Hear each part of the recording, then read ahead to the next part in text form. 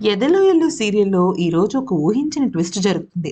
ఎంతో కఠినాత్ముడైన దేవ కూడా మొత్తం పూర్తిగా మారిపోతాడు. అసలు జరిగిన విషయం ఏంటి అంటే మన దేవ కాలు మడతపడి కింద పడిపోతాడు. కింద పడిపోతూ ఉంటాడనమాట. ఆ సమయంలో వాళ్ళ నాన్న, వాళ్ళ అక్క, వాళ్ళమ్మ అందరూ వచ్చేసి పార్దు, పార్దు, పార్దు అంటే ఒక చిన్న దెబ్బ తగిలినా కూడా మొత్తం కుటుంబం అంతా కూడా అల్లాడిపోతూ ఉంటుందనమాట. ఇక పార్థుకి డాక్టర్ దగ్గరికి తీసుకెళ్దాము. అమ్మో! అంబులెన్స్ వద్దు. మనమే తీసుకువెళ్దాం. ఇలాగ ఎంత ప్రేమను చూపిస్తారంటే వాళ్ళు నెత్తికెక్కిచ్చేసుకుంటారనమాట. ఇంక సుభాషిణి అయితే నాన్న, నాన్న అంటూ ఇంకసలు మామూలుగా ఉండదు.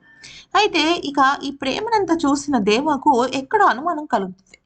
నేను వాళ్ళని రాచి రంపానలో పెడుతున్నాను కదా! అయినా కూడా వాళ్ళు నా మీద ప్రేమ పెడుతున్నారేంటి? ఎక్కడో తేడా కొడుతుందని చెప్పేసి ఇమ్మీడియేట్‌గా రూమ్‌లోకి వెళ్ళి కొంచెం చిరాగ్గా తన మనసు ఉండడంతో కాంతమ్మకు ఫోను చేసి, "నేను నిన్నొక ప్రశ్న సూటిగా అడుగుతాను. చెప్తావా? చెప్పవా?" అంటూ బెదిరిస్తాడు.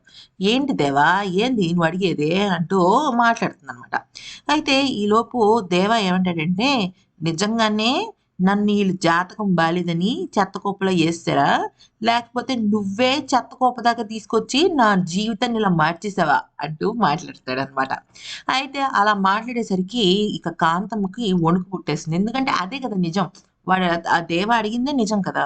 "అదేంది దేవా అట్లా అంటావు? నువ్వు మహా పిచ్చోడిలా ఉన్నవే. అసలు జరిగిందేంటంటే నువ్విప్పుడు దేవవి కాదు కదా! పార్థు లెక్క అక్కడున్నావు కదా!" అంటూ మాట్లాడుతుంది. సర్లే అవునులే నిజమే అనుకుని చెప్పేసి అక్కడ ఆ టాపిక్ అయిపోతుందనమాట. ఈలోపు అమంతకు ఉద్యోగ ప్రయత్నాలు పూర్తిగా ఫెయిల్ అవ్వడంతో ఏం చేస్తుందంటే స్కూటీ పాడైపోతే చూసుకుంటుంటుంది.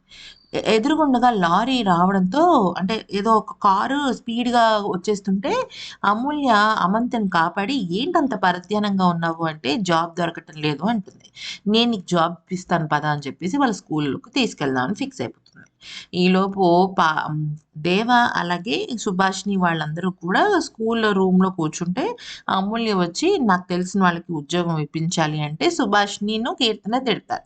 దాంతో వెంటనే ఇమ్మీడియేట్‌గా అక్కడున్న దేవ నేను ఉద్యోగం ఇస్తాను. ఆ అమ్మాయిని పిలువు అని చెప్పేసి అంటాడు. సరే అని చెప్పేసి వాళ్ళతో మాట్లాడి లోపలికెళ్తుందనమాట అమంత.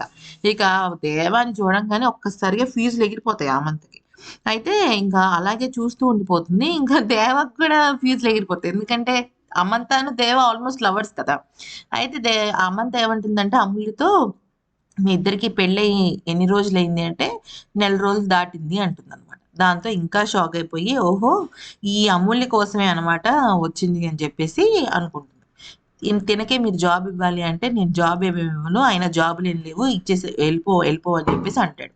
అయితే ఇక దాంతో ఈ అమ్మంతా ఇంకా కోపంగా ఫీల్ అయిపోతూ ఉంటుందనమాట. సో, మొత్తానికైతే మాత్రం పెద్ద చిక్కుల్లోనే పడ్డాడు దేవ.